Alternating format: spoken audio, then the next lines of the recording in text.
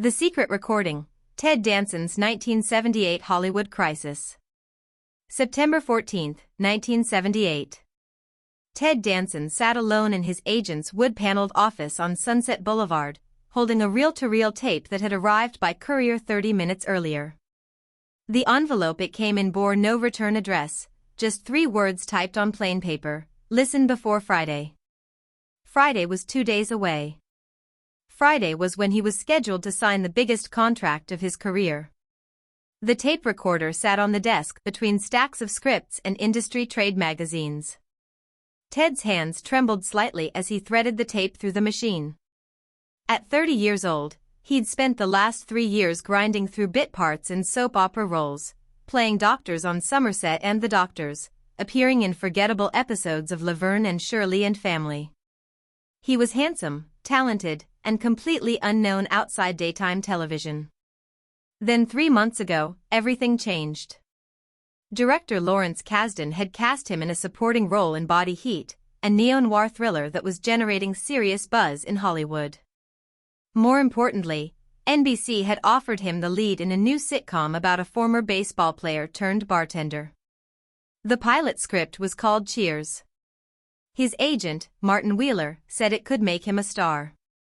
But this tape, delivered anonymously to Martin's office with specific instructions that Ted listen to it alone, suggested someone didn't want that to happen. Ted pressed play. Static crackled through the speakers, then voices emerged. The first voice he recognized immediately as Martin's.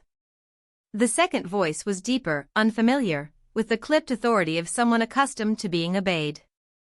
Wheeler, we need Danson out of the Body Heat picture. Larry Kasdan specifically requested him. It's a done deal. Nothing's done until the film is released. We have investments to protect. What investments? Ted's perfect for the role. Perfect isn't the issue. Control is. We've spent 2 years positioning our client for that exact role. If an unknown like Danson delivers a breakout performance, it disrupts the entire ecosystem we've built. Ted felt his stomach tighten. The conversation continued, detailing a systematic plan to sabotage his scenes during filming, feed negative rumors to industry insiders, and ensure his performance ended up on the cutting room floor. But what disturbed him most wasn't the conspiracy itself. It was Martin's response. I'll talk to Ted. Maybe we can convince him the Cheers opportunity is enough. He doesn't need the film. Make it happen. Our client's career depends on it. The tape ended with a sharp click. Ted sat in silence, staring at the spinning empty reel. His agent, the man he'd trusted for 2 years, the man who'd promised to build his career, was actively working to limit it. The question wasn't who sent the tape. The question was why. What Ted didn't know was that the tape had been edited. Critical portions of the conversation had been removed, context stripped away, transforming a routine negotiation into something far more sinister. And the person who sent it was counting on Ted's reaction to destroy everything Martin had actually been building. Ted had met Martin Wheeler in 1976, shortly after moving from New York to Los Angeles. Martin ran a small agency representing character actors and television performers, the kind of steady professionals who filled supporting roles and paid their rent without ever becoming famous. He'd seen Ted in a commercial, the Aramis fragrance spot where Ted played a sophisticated bachelor. Martin called him the next day. You've got something, Martin had said during their first meeting at a diner in Studio City. Classic leading man looks, but you're not playing it that way. You're playing against type, adding humor, vulnerability. That's rare. Over coffee and pancakes, Martin laid out his philosophy. Hollywood wasn't just about talent. It was about timing, positioning, and patience. I can get you work, Martin promised. Steady work. Soap operas, guest spots, commercials. You build a resume, make connections, learn your craft. Then when the right opportunity comes, you're ready. For 2 years, that's exactly what happened. Ted worked constantly, never the lead, always professional, building a reputation as a reliable actor who showed up prepared. Martin negotiated fair deals, pushed for better roles, and shielded Ted from the predatory practices that destroyed young actors. Ted trusted him completely. Now, listening to that tape, Ted questioned everything. He rewound it, listening again, taking notes. The conversation was clearly recorded without Martin's knowledge. The audio quality suggested a phone tap or hidden microphone.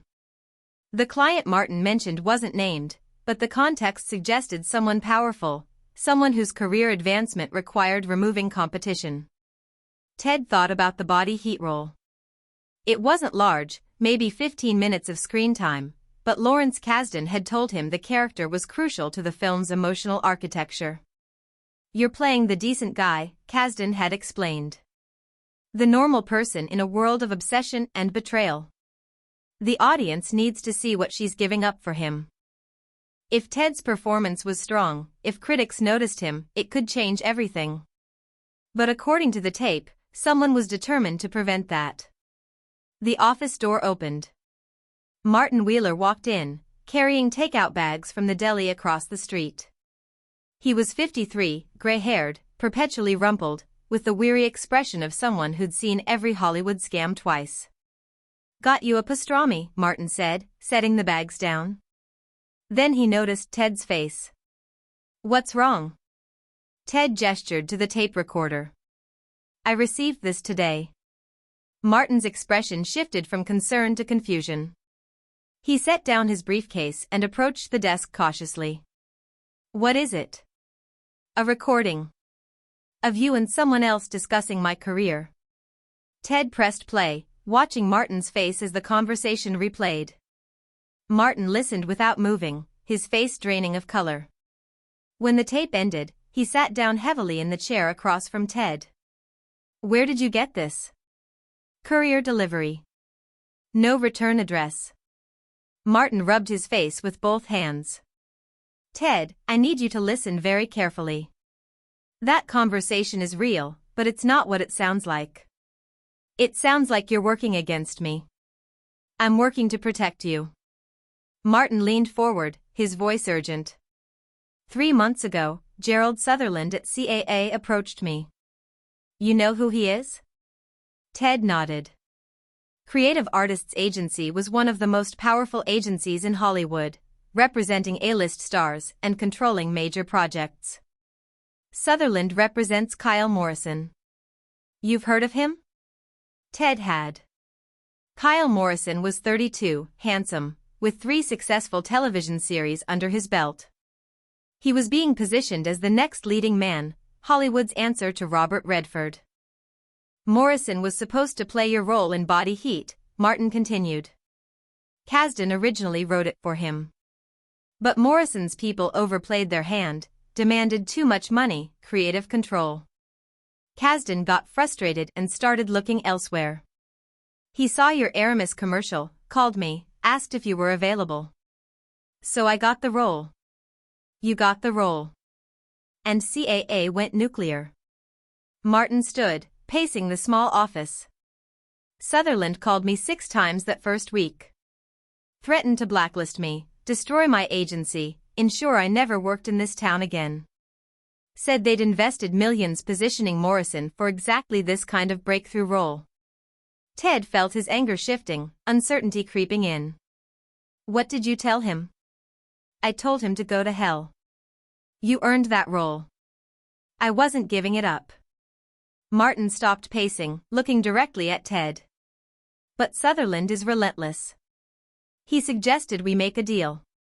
If I convinced you to walk away from Body Heat, CAA would guarantee you got the Cheers role at NBC. They have relationships with the network executives. They could make it happen.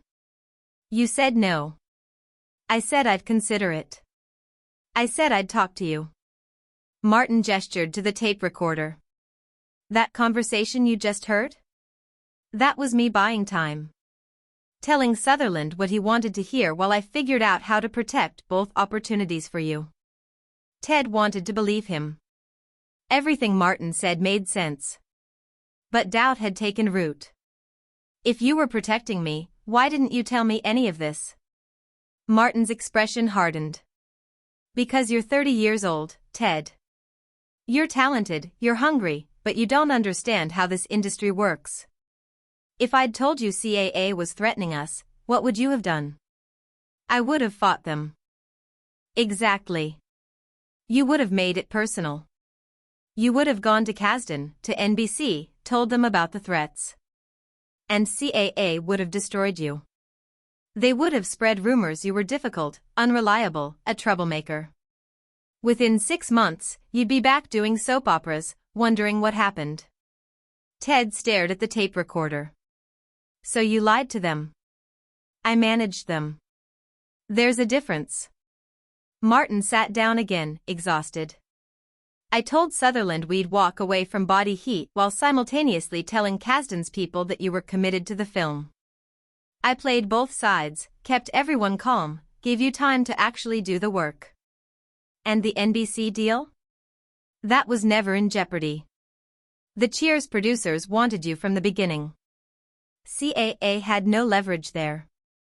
Sutherland was bluffing, using their network connections to scare me into compliance.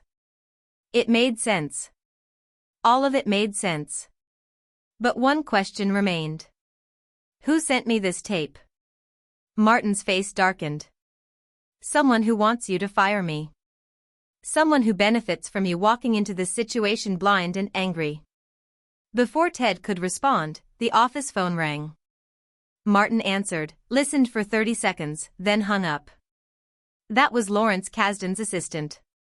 He wants to see you tomorrow morning. 9 a.m. at his office in Burbank. Ted felt his pulse quicken. Did she say why? No. But I can guess. Martin met Ted's eyes. Someone's told him about the CAA situation. Someone wants to force this into the open before I can control it. What neither of them knew was that Kasdan had received his own tape that morning. A different recording, carefully edited, suggesting that Ted Danson was secretly negotiating with CAA to sabotage Body Heat in exchange for guaranteed television roles. The conspiracy was deeper than either of them understood, and Friday's contract signing had become a trap. Ted spent that night in his small apartment in Los Feliz, unable to sleep.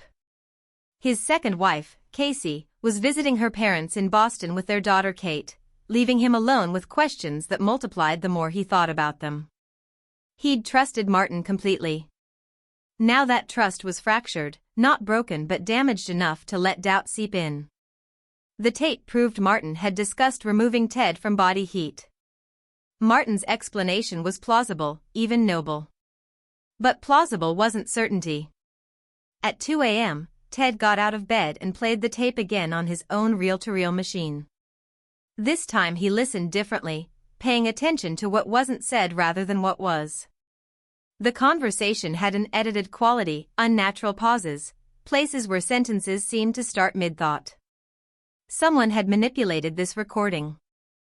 Ted spent the next 3 hours with a notepad, transcribing every word, mapping the timeline Martin had described against the dates Ted remembered. 3 months ago, July 1978, Kasdan had called. 2 weeks later, Ted signed the contract for Body Heat. The NBC Cheers offer came in August. The timeline fit Martin's version of events. But the tape existed. Someone had recorded Martin's conversation. Someone had edited it specifically to make Martin look like a betrayer. Someone had delivered it to Ted exactly 48 hours before his contract signing. By dawn, Ted had reached a conclusion. This wasn't about Body Heat. This was about Cheers. The NBC sitcom was a massive opportunity, potentially career-defining. If Ted signed that contract Friday, he'd be locked into a multi-year deal worth hundreds of thousands of dollars. But if he walked away, if he fired Martin and hired new representation, any number of agents would jump at the chance to negotiate a better deal, taking a percentage of a contract they hadn't built. Someone wanted Martin out of the picture before Friday. At 8:30, Ted drove to Kasdan's office in Burbank. The director worked out of a converted warehouse near the studios, a Spartan space with exposed brick walls and film equipment scattered across metal tables. Kasdan was 40, intense, with the focused energy of someone who'd spent years writing screenplays before finally getting the chance to direct. "Ted, thanks for coming." Kasdan gestured to a chair across from his cluttered desk. "We need to talk about something serious." Ted sat, trying to project calm he didn't feel. "I'm listening." Kasdan picked up a manila envelope from his desk. "I received this yesterday. A tape recording, delivered by courier, no return address. The person on the tape claims to be your agent, Martin Wheeler. He's discussing plans to sabotage your performance in my film." Ted spent the next 3 hours with a notepad, transcribing every word, mapping the timeline Martin had described against the dates Ted remembered. 3 months ago, July 1978, Kasdan had called. 2 weeks later, Ted signed the contract for Body Heat. The NBC Cheers offer came in August. The timeline fit Martin's version of events. But the tape existed. Someone had recorded Martin's conversation. Someone had edited it specifically to make Martin look like a betrayer. Someone had delivered it to Ted exactly 48 hours before his contract signing. By dawn, Ted had reached a conclusion. This wasn't about Body Heat. This was about Cheers. The NBC sitcom was a massive opportunity, potentially career-defining. If Ted signed that contract Friday, he'd be locked into a multi-year deal worth hundreds of thousands of dollars. But if he walked away, if he fired Martin and hired new representation, any number of agents would jump at the chance to negotiate a better deal, taking a percentage of a contract they hadn't built. Someone wanted Martin out of the picture before Friday. At 8:30, Ted drove to Kasdan's office in Burbank. The director worked out of a converted warehouse near the studios, a Spartan space with exposed brick walls and film equipment scattered across metal tables. Kasdan was 40, intense, with the focused energy of someone who'd spent years writing screenplays before finally getting the chance to direct. "Ted, thanks for coming." Kasdan gestured to a chair across from his cluttered desk. "We need to talk about something serious." Ted sat, trying to project calm he didn't feel. "I'm listening." Kasdan picked up a manila envelope from his desk. "I received this yesterday. A tape recording, delivered by courier, no return address. The person on the tape claims to be your agent, Martin Wheeler. He's discussing plans to sabotage your performance in my film." Ted's blood went cold. "Can I hear it?" Kasdan threaded the tape into his machine and pressed play. Ted listened to a conversation that sounded like Martin but wasn't quite right. The voice was Martin's, but the words were assembled from different contexts, creating sentences Martin had never actually spoken. "Danson's a talented kid, but he's expendable. If we need to tank his scenes to protect the bigger opportunity, that's what we do. CAA is offering guarantees for the NBC deal. The film doesn't matter if the television contract is solid." It was a masterful edit job. Every phrase came from Martin's actual conversations, but spliced together, they created a narrative of calculated betrayal. The tape ended. Kasdan looked at Ted with a mixture of anger and confusion. "Is this real?" Ted chose his words carefully. "The voice is real. The conversation isn't." "Explain." "My agent received threats from CAA 3 months ago. Kyle Morrison's representatives wanted me removed from this film. Martin refused. The conversation on that tape is edited, phrases taken out of context and reassembled to make it sound like Martin was cooperating with them." Kasdan leaned back, processing. "You're saying someone is trying to sabotage both of us." "I'm saying someone wants me to walk away from this film or fire my agent before Friday. Someone who benefits from chaos." "Who?" "I don't know yet." Kasdan studied Ted for a long moment. "I believe you. But we have a problem. This tape exists. If it gets to the studio, they'll panic. They'll want to replace you, protect their investment. We need to find out who's behind this before Friday. What Ted didn't know was that copies of both tapes had already been sent to 3 other destinations: the executive producer at NBC overseeing Cheers, the head of business affairs at Warner Brothers, distributing Body Heat, and a journalist at Variety who specialized in industry scandal. The conspiracy wasn't designed to stop Ted's career. It was designed to force him into making a public choice that would damage someone else's. Ted and Kasdan spent the next 2 hours developing a plan. If the tapes were edited fabrications, there had to be source material. Martin's phone conversations were being recorded, which meant either his office was bugged or his phone line was tapped. Both required resources and technical expertise. We need to find the surveillance equipment, Kasdan said. Physical evidence that someone was recording Martin without consent. That proves the tapes are manipulated. Ted nodded, but his mind was racing ahead. Even if we prove the tapes are fake, we don't stop whoever sent them. They'll just try something else. So we need to identify them. And we have 48 hours to do it. Kasdan made 2 phone calls.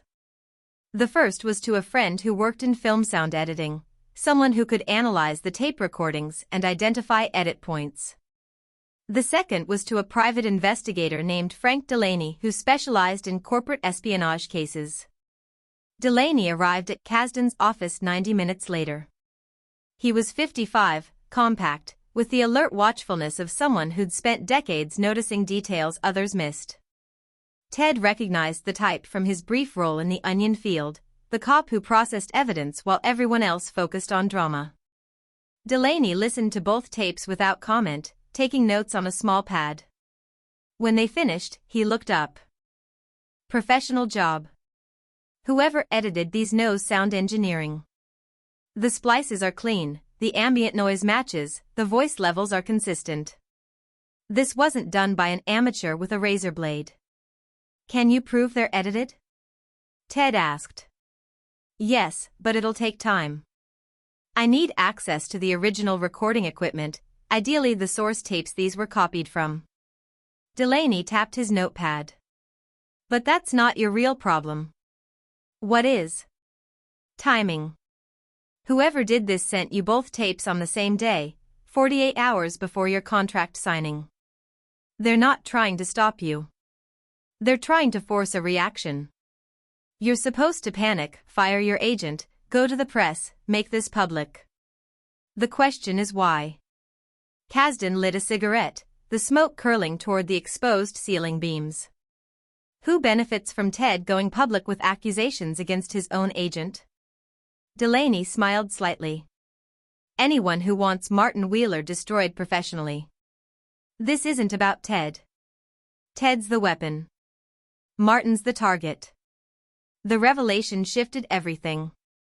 Ted had been thinking about his own career, his own choices.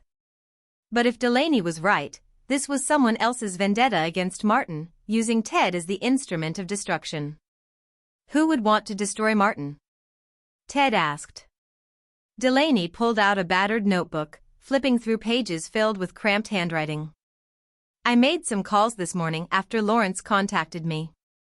Martin Wheeler represents 43 actors, most of them working character actors and television performers.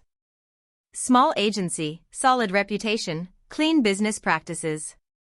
But 6 months ago, he signed 3 clients away from Gerald Sutherland at CAA. Ted felt pieces clicking together. Sutherland. Not directly. Sutherland wouldn't risk his reputation on something this elaborate. But someone in his orbit, someone with resources and a grudge, might. Delaney closed the notebook. The question is who specifically, and that requires surveillance work. I need to sweep Martin's office for bugs, trace the courier delivery, identify the sound engineer who edited these tapes. That takes time and money. Kasdan looked at Ted. How much? $5,000 for a thorough investigation. More if we need to involve law enforcement. Ted didn't have $5,000. His total savings after 3 years of steady television work was maybe $8,000, and he needed that for rent, bills, supporting Casey and Kate. But if he didn't solve this before Friday, he might not have a career left to protect. "I'll pay," Kasdan said quietly. "This is targeting my film as much as Ted's career. We need answers." Delaney nodded and stood.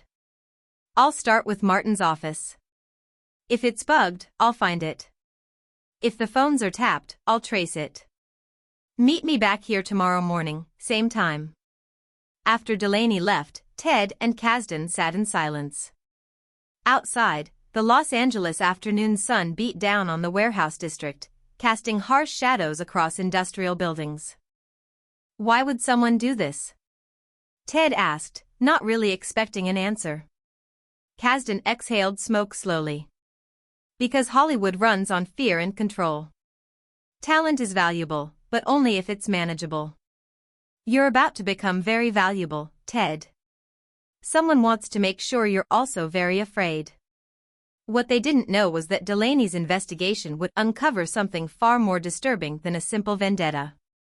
The surveillance equipment in Martin's office had been installed 4 months earlier, during a routine building maintenance visit arranged by the property management company. The management company was owned by a subsidiary of CAA's parent corporation. The surveillance wasn't targeted at Martin specifically. It was systematic, covering every agent's office in the building, creating a database of confidential conversations that could be weaponized when needed. Ted was just the first target. But he wouldn't be the last. That evening, Ted drove to Martin's office unannounced. It was after 7, and Sunset Boulevard was thick with traffic, tourists crawling past the landmark buildings and faded glamour of old Hollywood. Martin's office was above a vintage clothing store, accessed through a narrow stairway that smelled of old wood and dust. Martin was alone, working by lamplight, surrounded by contracts and headshots. He looked up when Ted entered, exhaustion evident on his face. "Ted. I wasn't expecting you. We need to talk. Privately." Martin gestured to the chair. Ted sat and explained everything: Kasdan's tape, Delaney's theory, the possibility that Martin's office was bugged. As he spoke, Martin's expression shifted from surprise to grim understanding. "That explains the timing," Martin said quietly. 3 other clients called me today. 2 of them asking pointed questions about my business practices, one suggesting he might need new representation. Someone's running a coordinated campaign. Delaney thinks it's connected to CAA. Of course it is. Martin stood, walking to the window overlooking Sunset Boulevard. But it's not Sutherland directly. He's too smart for that. This is someone else, someone with access to CAA resources but operating independently. Who? Martin turned back to Ted. 3 months ago, I signed Julia Santos away from CAA. She's a young actress, incredibly talented, starring in a new pilot for ABC. Her old agent at CAA was a junior partner named Richard Brennan. When Julia left, it cost Brennan his promotion to senior partner. He blamed me personally. Ted leaned forward. Would he go this far? Richard Brennan is ambitious, vindictive, and connected to the right technical people. Yes, he'd go this far. But we need proof. Delaney's working on that. That's not enough. Martin returned to his desk, pulling out a file folder. If Brennan is behind this, he's not acting alone. Someone paid for the surveillance equipment, the sound editing, the courier deliveries. That requires funding beyond what a junior partner controls. We need to find his sponsor. Ted felt the complexity deepening. How? Martin opened the folder, revealing a series of financial documents. I've been tracking CAA's subsidiary transactions for the past year. Property management companies, production services, technical contractors. If Brennan used company resources for this operation, there'll be a paper trail. But I need help accessing records I don't have clearance for. You want me to break into CAA's financial files? I want you to ask Julia Santos to do it. She still has friends at CAA, assistants who remember when Brennan mistreated her. If anyone can get those records, she can. It was risky, potentially illegal, and exactly the kind of aggressive move Martin had spent 2 years training Ted to avoid. But they were out of time and options. Set up the meeting, Ted said. I'll talk to her. What Martin didn't tell Ted was that he'd already contacted Julia, already explained the situation, already asked her to take the risk. She'd agreed, not just to help Martin but because Brennan had spent 2 years undermining her career, spreading rumors about her professionalism, blocking her from major auditions. This was revenge as much as justice. Julia's investigation would uncover that Brennan had embezzled $75,000 from CAA's operations budget over 6 months, funneling it through shell companies to pay for the surveillance equipment and edited tapes. But the person who approved those expenditures wasn't Brennan's supervisor. It was someone higher, someone with the authority to authorize black budget operations. Someone who wanted Martin Wheeler destroyed as a message to other small agencies: don't compete with CAA for talent, or we'll dismantle you systematically. The sponsor was Gerald Sutherland himself. And when he learned that Ted and Martin were investigating, he would escalate dramatically. Thursday morning, Frank Delaney called Ted at 6 a.m. His voice was tight with urgency. I found the bugs. 4 of them in Martin's office, 2 in the phone lines, 1 in the air conditioning vent, 1 behind the electrical outlet. Professional installation, probably cost $30,000 for the full system. But we have a bigger problem. Ted was instantly awake. What? I traced the courier company that delivered your tape. It's a legitimate service, but the sender used a corporate account registered to a film production company called Meridian Pictures. I ran the incorporation documents. Meridian Pictures is wholly owned by CAA's parent corporation.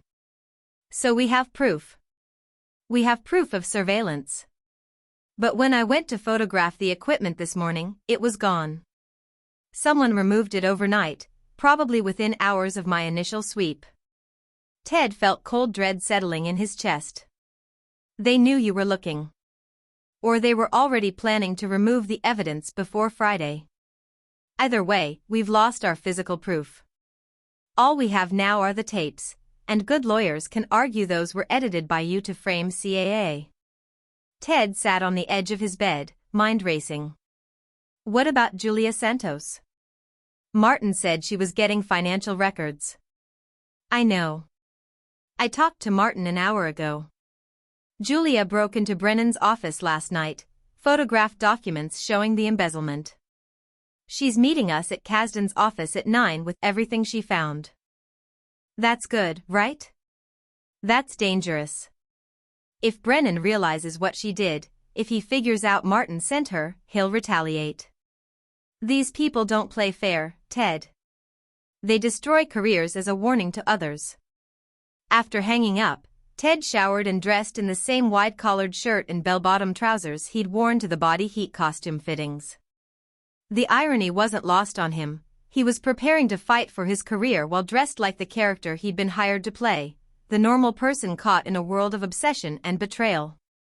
At Kasdan's office, Julia Santos was waiting.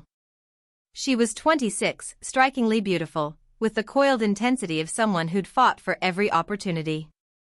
She spread documents across Kasdan's desk, bank statements, invoices, internal memos, all showing Brennan's embezzlement and the systematic surveillance operation. This is everything, Julia said.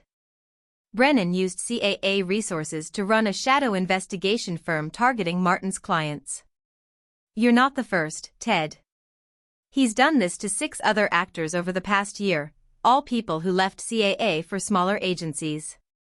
Kasdan studied the documents. This is enough to destroy Brennan's career. But is it enough to stop him from destroying Ted's?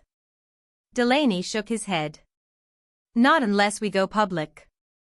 And if we go public, we expose Julia's role in obtaining these documents. CAA will prosecute her for corporate espionage. Ted looked at Julia.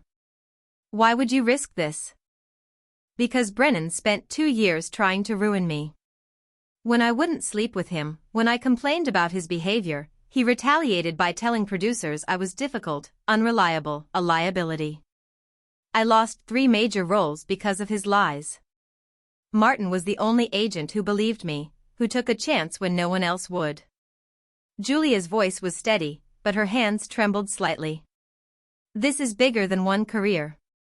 If we don't stop Brennan now, he'll destroy everyone who challenges CAA's control.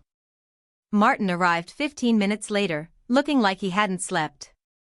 He reviewed Julia's documents without comment, then looked at the group. We have 24 hours before Ted's contract signing. If we do nothing, Brennan wins. He'll use these tapes to destroy my reputation, scare my other clients into leaving, and demonstrate that crossing CAA has consequences. But if we go public, we risk Julia's career and potentially Ted's. The studio might panic and replace him rather than deal with controversy. So what do we do? Ted asked. We give Brennan a choice.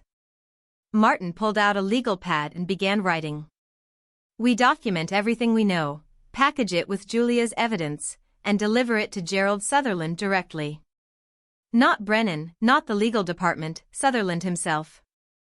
We tell him that if Brennan's operation continues, if one more tape gets released, if there's any retaliation against Ted or Julia, we take everything to the press and the police. Kasdan nodded slowly. Mutually assured destruction. Exactly. Sutherland is ruthless, but he's not stupid. He won't sacrifice CAA's reputation to protect a junior partner who's been embezzling company funds. He'll shut Brennan down, cover up the surveillance operation, and let Ted's career proceed normally. And Julia? Ted asked. Martin looked at her. You'll need protection. A new agency, new representation, distance from this entire situation. I can make calls, get you signed with someone beyond CAA's reach. Julia nodded. Do it. What none of them knew was that Sutherland was already aware of Brennan's operation. He'd authorized it 6 months earlier as an experimental program to monitor competitive agencies, with Brennan as the operational lead. The embezzlement was real, but the surveillance was sanctioned. When Sutherland received Martin's package, he wouldn't shut down the program. He would simply find a more reliable operator and eliminate everyone who knew about it. The endgame wasn't negotiation. It was elimination. Friday morning arrived with unusual heat for September. Ted woke at dawn, the contract signing scheduled for 2 p.m. at NBC's offices in Burbank. Martin had delivered the evidence package to Sutherland's office the previous evening by registered courier, requiring signature confirmation.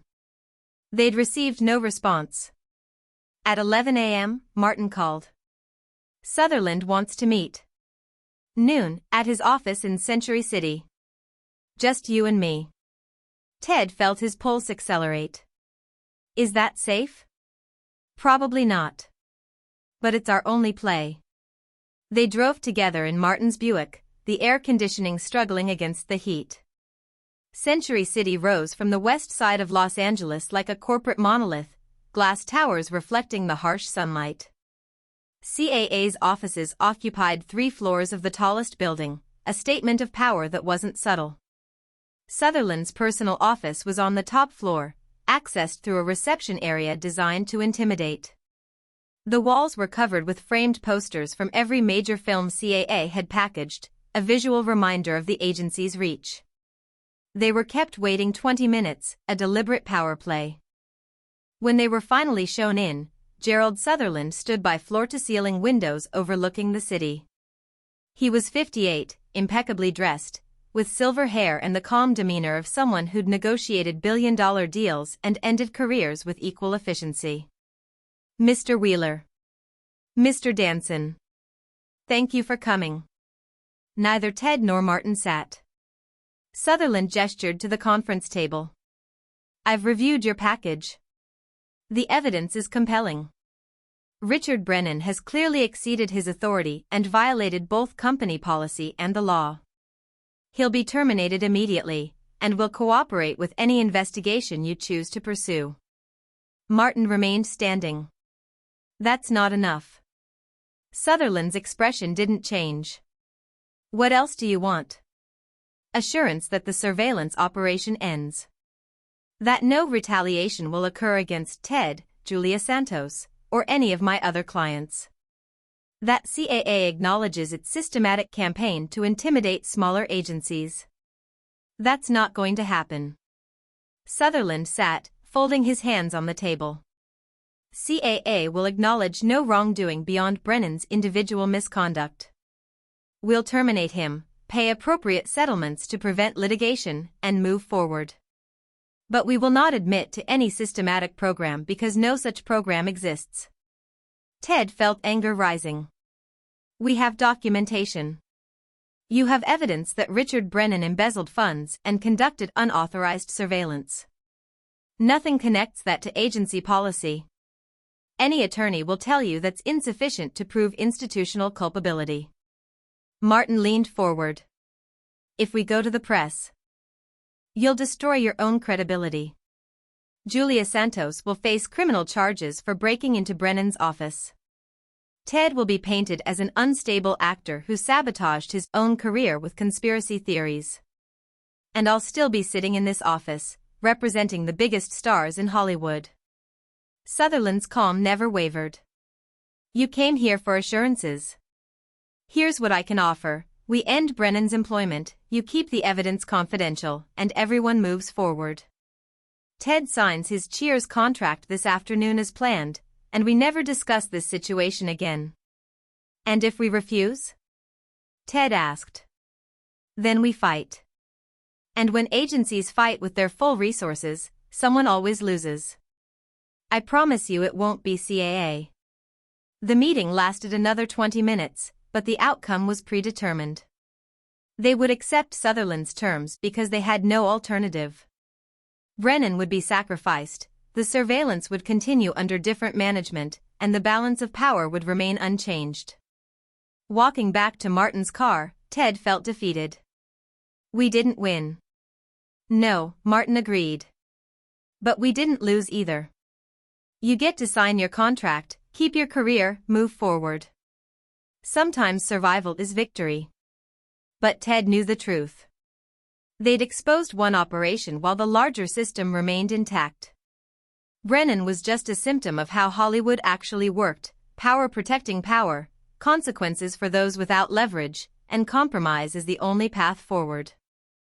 What Ted didn't know was that Richard Brennan, faced with termination and potential criminal prosecution, had already made his own choice. That afternoon, while Ted was signing his Cheers contract at NBC, Brennan was boarding a plane to London with copies of every surveillance tape CAA had collected over 6 months. He would sell them to a British tabloid, exposing not just Ted's situation but dozens of other celebrities, agents, and executives. The scandal would break in 3 weeks, dominating headlines and destroying careers across Hollywood. But by then, Ted Danson would be too famous for it to matter. Cheers would premiere to modest ratings that would steadily grow, and the bartender from Boston would become one of television's most beloved characters. The surveillance tapes would become a footnote in his biography, a reminder of the price extracted from those who challenged the system. September 30, 1978. Ted stood on the soundstage where Cheers would film its pilot episode, surrounded by the constructed set of a Boston bar that didn't exist outside this warehouse in Burbank. The wooden bar gleamed under stage lights, bottles lined the back wall, and the familiar shape of his character's future was taking form. Martin stood beside him, both men quiet in the empty space. You made the right choice, Martin said finally. Ted wasn't sure. He'd signed a 7-year contract that afternoon, committing to a television series that might fail after 6 episodes or might make him a star. He'd agreed to Sutherland's terms, keeping the surveillance evidence confidential, letting Brennan escape with termination instead of prosecution. He'd chosen his career over justice, survival over principle. Did I? You're still here. You're still working. That's more than most people get. Ted thought about the tape, the conspiracy, the weeks of fear and uncertainty. He thought about Julia Santos, who'd taken enormous risks to help him and was now represented by a small agency in San Francisco, far from CAA's reach. He thought about all the actors who would face similar situations, similar choices, without ever knowing the system was rigged against them. "This is going to happen again," Ted said. To someone else, another actor, another agent. The surveillance didn't stop. It just went underground. Probably. But that's not your responsibility. Your responsibility is to do the work, be professional, and build the career we've fought to protect. The stage manager called out, asking if they needed anything. Martin shook his head, and they walked toward the exit. Outside, the Los Angeles evening was cooling, the sky turning deep blue above the studio buildings. Ted's car was parked in the lot reserved for series regulars, a designation he still wasn't accustomed to. Martin walked him to it. "What happens with Brennan?" Ted asked. "He'll disappear. New city, new career, new identity. Men like him always land somewhere." Martin paused. "But the tapes he created are still out there. At some point, they might surface. You should be prepared for that." "What do I say if they do?" "You tell the truth. That someone tried to sabotage your career, that you fought back, that you survived. People respect survival, Ted. They always have." They shook hands, and Martin drove away in his Buick, disappearing into the evening traffic. Ted sat in his car for a long moment, looking back at the soundstage where his future would be filmed, where Sam Malone would become real. He thought about Casey and Kate, waiting at home. He thought about the body heat scenes he'd filmed 3 months earlier, performances that would eventually appear in a critically acclaimed film. He thought about the choices he'd made, the compromises he'd accepted, the system he'd agreed to work within. Sometimes the greatest courage isn't fighting the truth. It's accepting that survival requires compromise, that justice is expensive, and that protecting the people you love matters more than exposing the people who tried to hurt you. Ted started his car and drove home through the fading light, leaving behind the conspiracy that had almost destroyed him and carrying forward the career that would define him. The tapes existed. The surveillance continued. The system remained unchanged. But Ted Danson was still standing. And in Hollywood, that was victory enough. Epilogue. 3 weeks later, Richard Brennan sold his surveillance archive to the Daily Mirror in London for £50,000. The resulting scandal made international headlines, exposing CAA's systematic monitoring of competitive agencies and sparking investigations by the FBI and California State Bar. Gerald Sutherland resigned under pressure, 17 agents were fired, and new legislation was passed restricting corporate surveillance in the entertainment industry. Ted Danson's name appeared in exactly one paragraph of the coverage, mentioned briefly as one of several actors who had been recorded without consent. By then, Cheers had premiered to modest ratings, and Ted was too busy filming to respond to press inquiries. He released a single statement through Martin Wheeler, "I'm grateful the truth came out. Now I'm focused on my work." Julia Santos landed a starring role in a network drama that ran for 4 seasons, launching her into film success. She never publicly discussed the Brennan situation, though she and Ted remained friends for decades, sharing an understanding of what they'd survived. Martin Wheeler continued running his small agency for another 30 years, representing character actors and television performers who trusted him to protect their interests. He never signed a CAA client again. He never needed to. And Ted Danson became Sam Malone, the bartender from Boston, one of television's most iconic characters. When asked years later about his early Hollywood struggles, he would smile and say simply, "I learned that survival isn't about defeating the system. It's about refusing to let the system defeat you." The surveillance tapes were destroyed as part of the legal settlement. But the lesson remained: in Hollywood, power protects itself, truth is negotiable, and sometimes the greatest victory is simply still being in the room when everyone else has left. Ted had stayed in the room. And that made all the difference. The end.